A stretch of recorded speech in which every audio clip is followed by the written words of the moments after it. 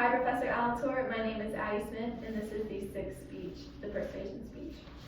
Hi, everyone. My name is Addie Smith, and today I'm going to be talking to y'all a little bit about why I think it's really important to exercise. When I first started my freshman year of college, I noticed I had so much more free time on my hands as opposed to when I was in high school. In high school, I feel like I was a very busy high school student. I was up and parked in our school parking lot by 6:35 almost every morning. I went to classes from 7 a.m. to 2 p.m. And year-round, I had sports from about 2:30 to 5:30 or 6 p.m. and sometimes later on game days.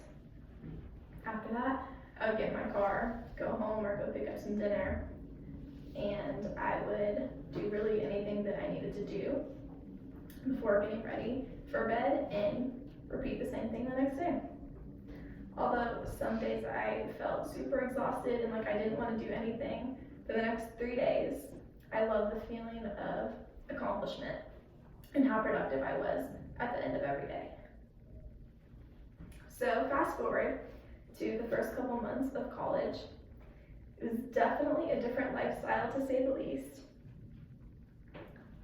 I wasn't even up by 6:30, I don't think, any morning. And I only had a maximum of 4 classes every day, as opposed to in high school, I had up to 8 classes some days. So this was definitely a different lifestyle for me. And I really didn't know what to do with all my free time. I will say at first, it felt really awesome. I went to class, for that matter, short classes, and I got to come back and watch TV, or go hang out with friends or lay on the couch, or go lay down in my bed. It was so nice, I didn't have to worry about anything. But after a while, that got pretty old. I ended up becoming pretty close with this girl that I went to high school with, and I found out that she really liked working out too. So we got together and found days and times that we could work out together and be active and go play sports and just stay healthy overall. So that's what we did, and it ended up working out really well. This one change in my life had a huge impact, not only in my physical health, but there were so many other positive aspects that I wasn't aware that could come out of it. So as for my first source, this is according to the American Intercontinental University. They did a study on why it's vital and essential for college students to be working out, or at least being active and getting outside. So college students are very stressed, although that's unfortunate to say, it's pretty true. Students who are in college are typically working and trying to provide for themselves while also studying or being in grad school, trying to get where they want to get. So it can be a difficult balance, trying to figure out when that's going to work for them. So one thing about being active is that, or one of the most positive things about being active is that students get better brain development. It helps to stimulate the brain development, which is really good when you're constantly trying to cram information, whether that be from your personal life or from school.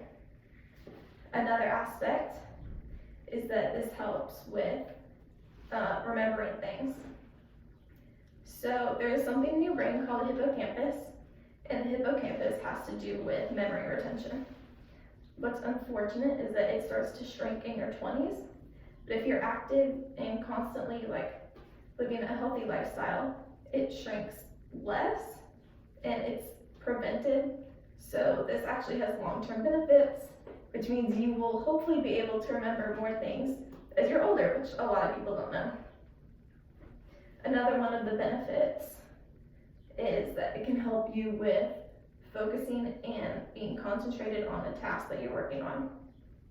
So what I mean by this is that if you take 20 to 30 minutes every day, or a few days a week, whatever works for you, and go do something like ride a bike or walk outside or walk your dog, if you go back in and sit down and do your work, what's likely to happen is that you can sit down and actually be more productive than you thought you might be.